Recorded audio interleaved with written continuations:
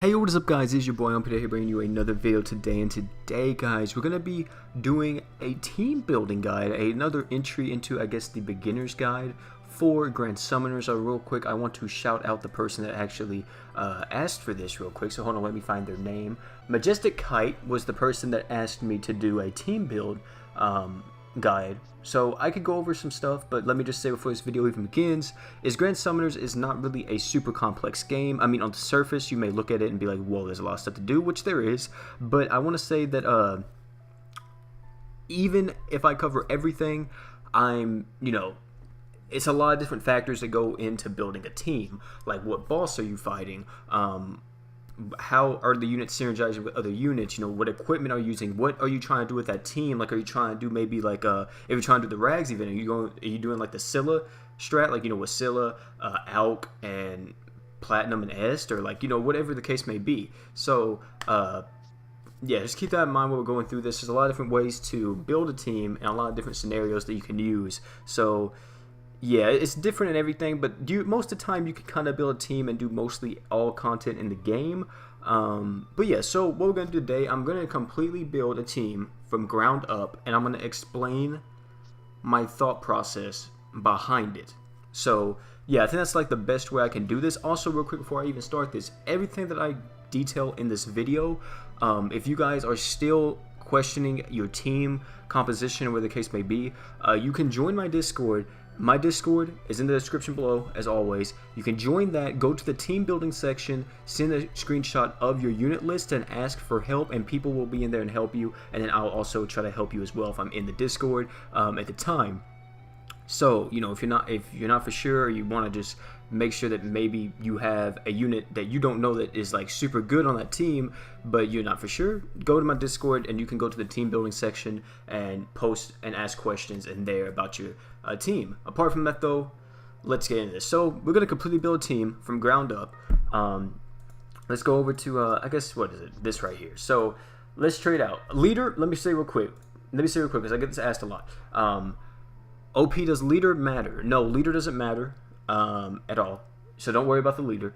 The leader only signifies what your friends are going to see whenever they friend you. So like, for example, if I'm using this team right here, people are going to be seeing my Awoken Mako on their friends list, and that because that's my leader. But it doesn't matter. The leader doesn't matter at all. It has not leader skills in the game, so leaders don't matter. So don't look at that and be like, oh, okay, that means something. No, it doesn't. So let's go over here to this one. So whenever I'm building a team, depending on what boss fight I'm doing and all this other stuff, depends on what I want to do. Now what I'm gonna do for this video, because I feel like it's pretty simple, I'm gonna make, let's say let's actually make the team that I made the other day in the Mako showcase. Let's use that team for an example, and I'll tell you my reasoning behind it. So let's do this. So I'm gonna trade out Reyes for Mako. Now the reason for that is, right before I even get into this, why do I want Mako on my team? If you guys are a new player, you may not understand this. So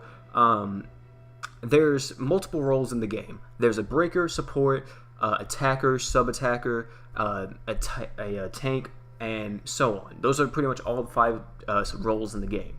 So mainly a team, if you want to do a balanced, well-rounded team, I guess you could say, and you don't really want to do a nuking team, where the case may be, a well-balanced team would probably be 1 support, 2 attackers, and a breaker. Breakers being people with extremely high break values. Check my top 5 breakers of September to see what that is about. Also, another top 5 coming out soon. So for example, the boy Roy, he is a breaker, so you can use him if you want to. An attacker unit is someone like Awoken Rags or just Rags himself, and also Est, they are attacker units, and also Corsair. And if you want to know what a sub-attacker is, think of Fina, or yeah, I guess Fina would be the one, the main one I want to say. So Fina is like a sub-attacker, and what I mean by sub-attacker is, a sub-attacker is an attacker that also supports the team a lot too. So like, Corsair does support the team with BE gain and Archgen, but she's not qualified as a sub-attacker, she's qualified as an attacker. If you want to see what Fina does, if you guys have her, you guys know what she does. But yeah, that's kind of what the roles are. So for me personally, what do I want? I'm just going to tell you right now, breakers are good. But I'm not really too worried about breakers. What I want is people that can hit hard. I want to make a team that can hit hard, do a ton of damage, and just destroy the boss. So what am I going to do? I'm going to put Mako on the team. For my support unit, I'm going to throw on Mako. Now you may ask me, OP, why Mako, right? Well, I'm putting on Mako on the team for one reason only. She's one of the best support units in the game. Well, multiple reasons, not just one. One of the best support units in the game. Her skill, well, she's very self-sufficient in BE gain and art gen. Her normal art, the Hunky Punch, is very, very underrated, I want to say. I don't think a lot of people give this art a lot of credit. I'm not saying use it all the time, but her normal art is actually pretty good. So I actually like it a lot. But her true art, however, is what I'm putting her on the team for. Her true art is Mako Showtime. Increases all allies' art gauge by 4, heals HP by 300, and increases arts damage by 50%. So what this does is, this is going to give me a quote-unquote arts battery unit. So everybody else will be able to get their art. Everybody else will be able to do 50% more damage with their art. And she's gonna heal everybody's HP by 300. So she's pretty much one of the, I want to say, one of the most perfect units in the game because she does so much. So that's why I put Mako on the team, because I'm trying to make a team that is a quote-unquote, I guess, nuke composition. So I'm going to use Mako to buff up my damage and give everybody arts and also to heal my team. So we have Mako on the team now. Like I said, I'm not going to do any breakers because I don't want any breakers, because I want people with high attack values or people that can buff up attacks and hit really hard. So next unit I want to put on this team, however, is we can put on, let's say, for the one time, or actually, yeah, so let's say the most, I guess, known attacker in the game right now, this really good, everybody knows, whenever you see this guy, you're like, oh my goodness, Awoken Rags. So Awoken Rags is on the team, and you may ask me, OP, how does he qualify as an attacker? Well, there's a lot of reasons for this, but let's just look at the one reason. So why is Rags on the team? For one, he's an S tier attacker. If you don't know what S tier means, that means that he's the highest tier in a tier list. So he's an S tier attacker. He does a ton of damage, and then he only gets better later on down the line once other units release Regulus. But, you know, he gets really better down the line whenever Awoken Regulus comes around. But I'm going to put him on the team. Now, why is that? So if we actually look at his skill, he is self-sufficient in BE. He gives 3,000, or he does a 3,000% dark damage physical, increases his own art gauge by 9, which means every time he uses a skill, every 9 seconds, he's going to get 9 art gauge. So pretty much think of it as 1 art per second with my boy Rags. Also, we have Absolute Abyss, which is his normal art, which does, you know, 18,500% dark damage physical, and then it costs 20% of his own HP. And also, if you look at his TA is 30,000%, 50% dark damage physical, costs 30% of your own HP, negates own damage from enemies by 3,000 for 25 seconds. Now, new players may look at this and be like, whoa, Rags consumes his own HP? Isn't that bad? Well, no, because his true art negates damage. So that means as soon as you use his true art, yes, he will consume his own HP, but he's going to negate 3,000 damage. And on the bright side too, also Rags has lifesteal. And if you don't know what lifesteal is, it's right here. HP drain when near death level 4. You will heal your own HP by 4% of the damage dealt when near death. And if you don't know, Rags can hit, he does a single hit with his true art. It's not like a multi-hitting thing, it's a single hit. That single hit can go up to 1.3 million damage in certain team compositions. So he's going to be able to almost get a full heal off with only 4% healing, which you may look at that and be like, oh, it's whatever, he's going to still take damage. No, he's going to be perfectly fine. The amount of times I've used Rags in most situations, Rags doesn't die. You may think that he's squishy, or the case may be. No, this guy's he's kind of a mini tank, even though he consumes his own HP. He can take some damage, and also on top of that too, you know, his true art is going to be hitting super hard, and Mako is going to be buffing his true art. And, what is it? Mako's going to be buffing his true art. And Mako will also heal Rags. So whenever Rags does damage, or, you know, does his arts and true arts, we don't really have to worry at all, because even if Rags doesn't fully heal himself, we will be able to heal with Mako's art, which is good. You can see the synergy starting to build up, can't you? You can kind of see the team synergy, which is a completely, you know, other thing. In team building, whenever you make a team, you want a team that kind of synergizes with each other. So yeah. Next unit, however, we're going to be putting on the list because we're going to be taking this team against giant bosses, so why not put on the queen of giant bosses, Est. So why is Est here? Now Est is an attacker unit like Rags. She doesn't do nearly as much damage as Rags, but well, I don't want to say nearly. It's not like she's like super lacking behind. It's not like too bad, but she still does a ton of damage against giant bosses. She's actually really good for this situation. Let me just say this right now. A lot of new players confuse Est as a breaker because of this skill right here, pressure. Giant bosses break gauge is halved at the start of the battle. A lot of new players confuse that as, oh, she's a breaker because of that. No, that's not what she is.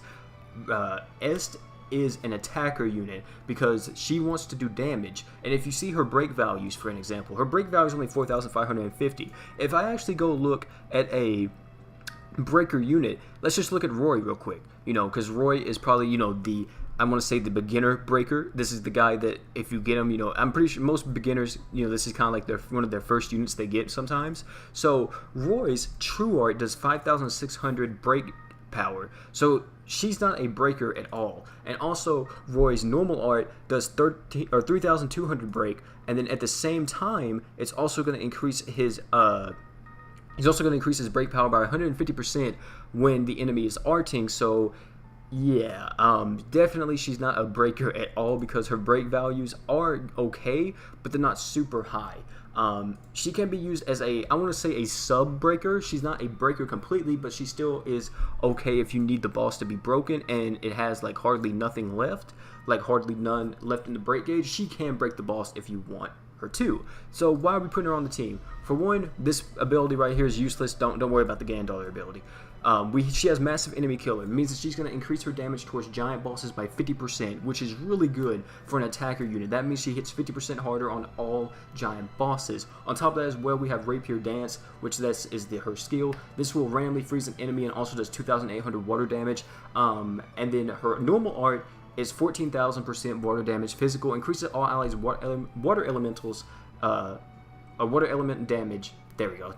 During break by 70%. And you may be like, oh, she's a mono water attacker. Well, yeah, if you don't have her awoken, but then you awaken her, and then she becomes an rainbow buff attacker. Yeah, there you go.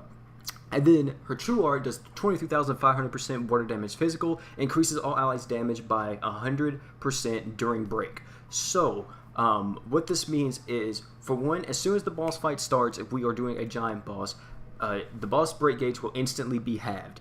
Upon doing that, we have Est and Rags and Mako to currently in the team. I'm not gonna tell you. I'm about to tell you who the last person's gonna be, but we have these 3 units to do damage. And if you may think, oh, we don't have a breaker, so how OP isn't that breaking or that halved kind of useless? No, not at all, because we're not even factoring in equipment yet. We're not even factoring in, like, everybody using their skills and, using equipment and all that stuff. So that's not going to be a problem. The only time you may actually want to use a breaker, like an actual designated breaker, and the only one I ever recommend using most of the time is either Arth or TT. But yeah, and Platinum. I forgot about Platinum, but yeah, Platinum, or Platina, she's called in global.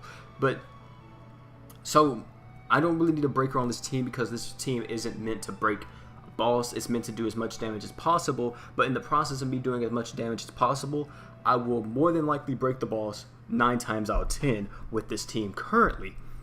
So you can see how we're currently doing this. So we have Mako to heal, give us art regen, and buff up our arts damage by 50%. We have Rags as our glass cannon, or not even glass cannon, we have Rags as our freaking nuke. He is the guy that's going to be doing the damage. We want to buff up him and Est to do damage, you know what I mean? So Rags is going to be the main attacker on this team. Est is here. She's going to be using her true art when we get the boss close enough to break. So whenever the boss is breaking, I can use her TA and buff up Rags even further beyond that, and then use Mako's TA, and then Rags is going to hit like a freaking truck. So, and he already does without any of those buffs. So you can already imagine, right?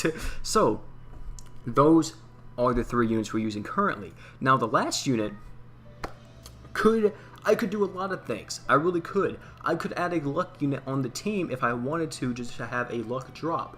But me personally, I want to do damage, so I'm not going to do that. Now, I have a lot of options for this last slot. If I want more damage output, I could put on Rodea.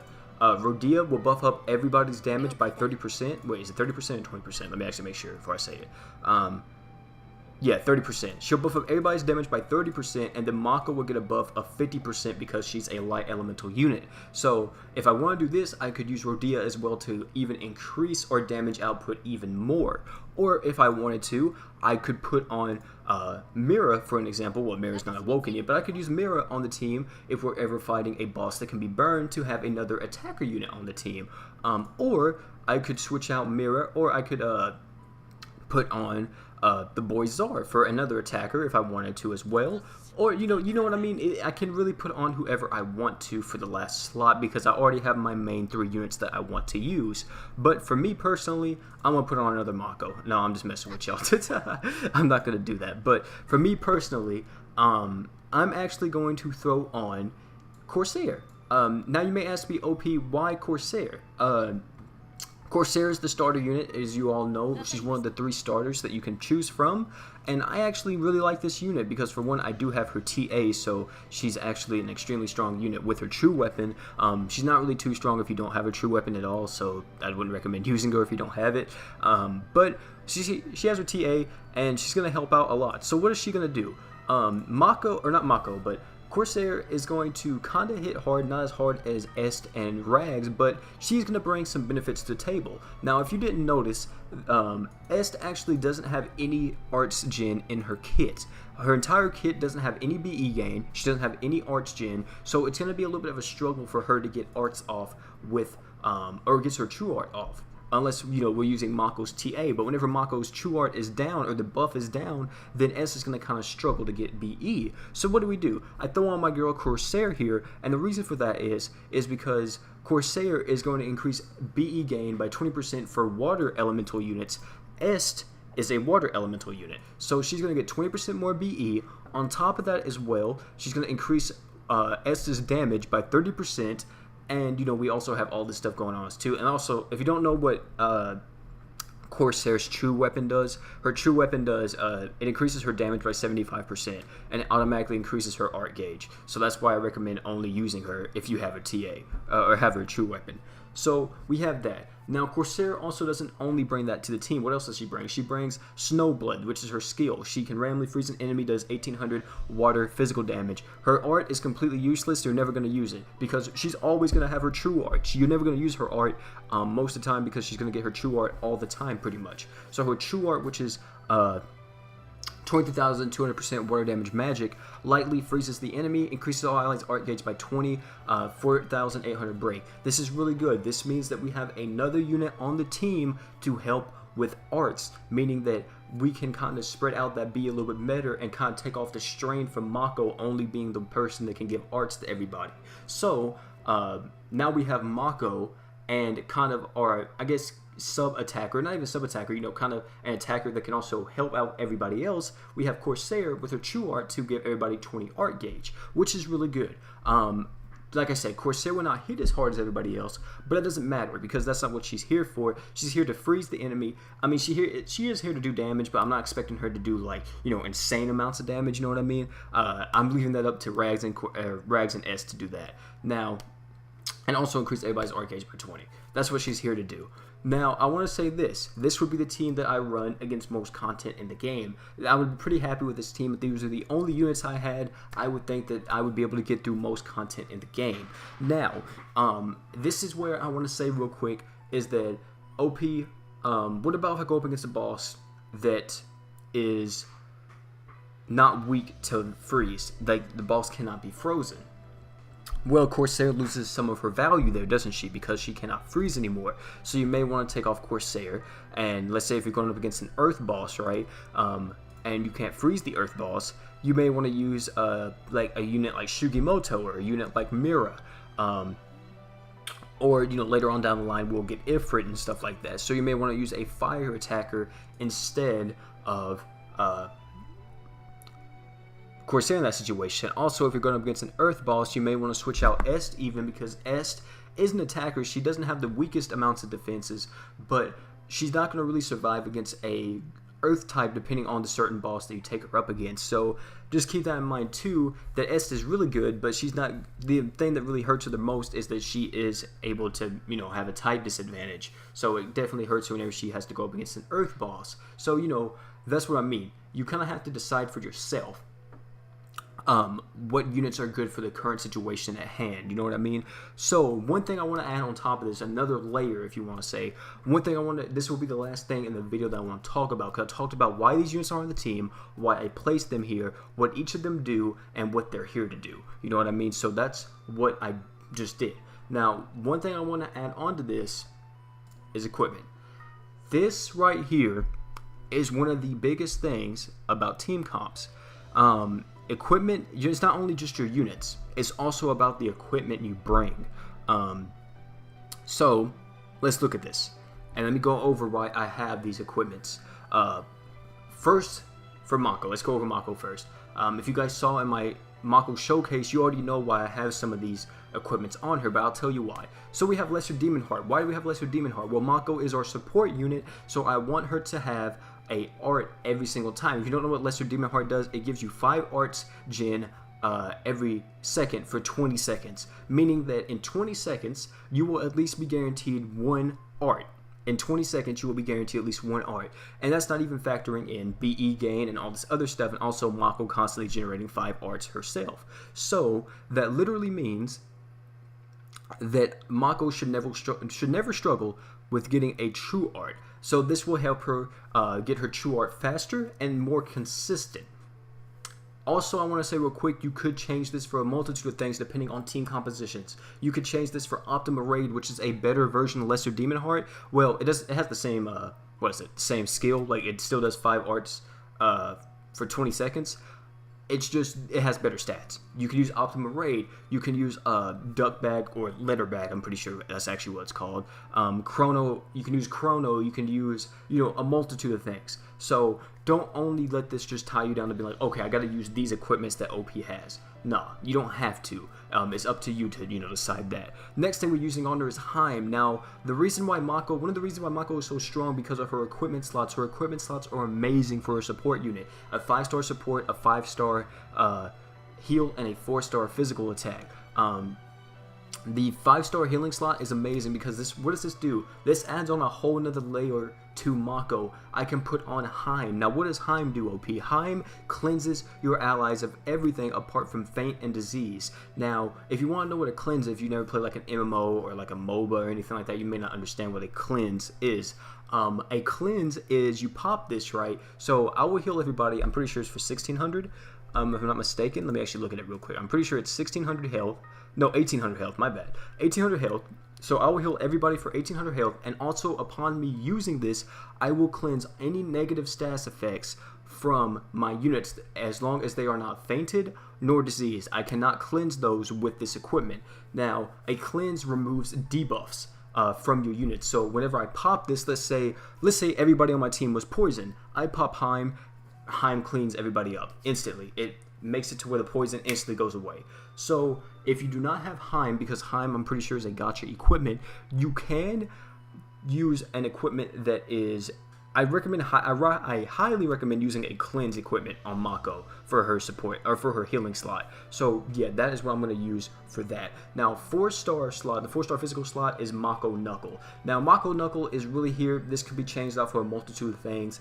It's only here to help me get her skill back faster, because Mako Knuckle not only is it okay at doing damage, 1200% light damage every 9 seconds is kind of good, and also 200 break is kind of good too. It's skill CT speed, or skill speed up. So this means that I increase my unit skill CT speed by 15%. So every so we also have, you know, 9 seconds on Mako's cooldown for her skill already. So we have 15% added onto that, which takes away 15% from 9 seconds. So Mako will be able to use her skills more frequently, which actually helps her in the long run. Also, I want to say this real quick too. I did make a equipment guide a long time ago. It's still somewhat viable, or I guess somewhat up to date to now. Some stuff I would definitely change about it, but it is what it is. You can watch that if you want to. I'll link it down in the description below. But I want to say, don't only pick equipment that does damage. Pick equipment. I'm not picking equipment because it does damage. I'm picking equipment based on the skills it has and the benefits it brings to my team and the extra layer it adds onto my units. So that's why I am picking these equipments. Now, next equipment, or the next unit let's go over, is Rags. Rags is here, like I said, to do damage. He's the main attacker, man. I want to do some damage, you feel me? So what are we using? We're using Gem of Rags on him. Gem of Rags was from the Rags event that just recently went away. Hopefully you guys got it if you, are new or old, or the case may be. Gem of Rags is a summoning gem, meaning that you click on this and this guy will come out. Gem of Rags, the Rags Grudge will come out. He'll slice everybody, and upon doing that, he will increase all allies' arch damage by 50% for 20 seconds. Now, you could change this out for a multitude of things, but I really like this because if Mako's True Art isn't up, I can use this to get us 50% more arch damage. Because this isn't stacked with Mako's True Art, but if, like I said, if it's not up, then I can just use this, and everybody else gets 50% more damage while Mako's True Art is down. So, yeah, it actually works out a lot for me, and I really like this equipment. Now, you may be like, OP, it doesn't give you any stats, though. Like I said, I'm not using it for that. I'm using it for the skill. If it had stats, it would make it even better, but I don't really care about that, you know what I mean? I'm using it for the skill because the skill is what I'm using it for, the skill and the abilities the equipment gives. Now, next equipment I'm using is X Marks the Spot.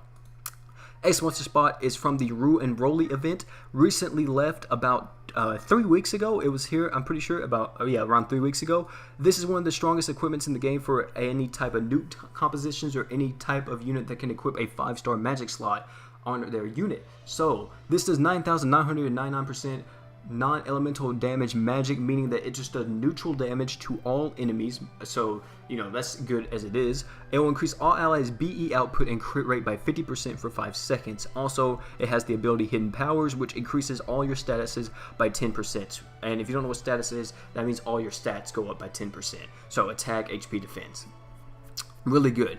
Now you may be asking me, OP, why is this on here? Well, this is on here for 2 reasons. It's going to give me crit rate, meaning that my units can crit if I'm using a True Art. Like if I'm using Rags True Art, he can crit, which is going to do a ton of damage if he gets that off.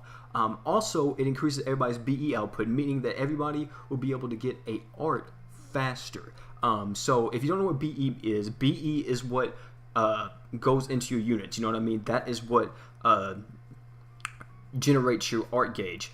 If you want to know what BE, if you want to know the, I guess, in-game depiction of it, whenever you attack a boss or an enemy or something like that, do you ever notice those little yellow balls that pop out of the enemies? That is BE, and it goes into your unit and it charges up your arts. So that's how you get your art gauge filled up, and your arts is from BE. So this will increase your BE output, meaning that you'll be able to get your art even faster. So you can see we have a lot of art gen on this team, so we are never really going to have a problem with getting our arts most of the time. Well, sometimes, we're going to get screwed over by the game because that's just how it is. We're going to get screwed over sometimes with art gen.